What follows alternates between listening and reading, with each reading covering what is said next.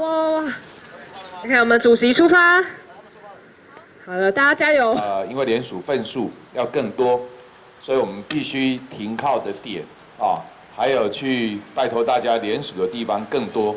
因此这一次就用自行车那当初志强在策划的时候，我说算我一份了但是因为现在立法院也有临时会，所以我说不论怎么样，我一定要来陪骑一段那也表达我对他们的一个支持之外那也感谢他们在这么寒冷的冬天，怎么样在立法院里面通过法案，就知道了。选前讲民主，选后民进党做主。院长承诺给大家的一个公告的板子，公告有多少进口猪肉的板子，上面的这些看板的数字，都可以是错误的都可以是没有立即更新的。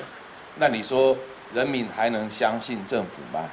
再来，如果现在各位到市场去看，每个摊子卖肉的几乎都会贴台湾猪，这样子的标章公信力到底在哪里？人民是质疑的。人民对这个标章公信力的质疑，就等于对政府公信力的质疑。所以，当人民没有办法信任政府的时候，这个政府讲什么都变成是多余的。所以，这时候人民只选择相信自己。也因此，我们希望8月28号，人民可以真正站出来，用自己的公投选票来做自己的决定。谁打给你？连胜文吗？刚是连胜文吗？我有看到哦。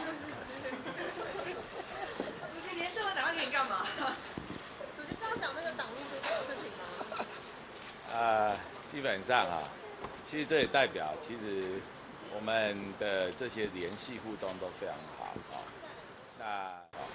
那关于党务的工作，还有相关的这些人事等等我想有党一向以来就是有任何的这个人事的安排等等，我们都会正式对外发布那这部分其实大家也不用过度的预测。万安委员的提案我们都尊重那国民党愿意面对历史我们甚至都愿意检讨错误那万安委员他个人在很多法案上面，他是非常认真的，也不是只有提这一个法案而已那所以他的这个委员个人的提案我们都尊重那基本上呢，关于内容的部分将来在立法院都可以开放给大家来讨论。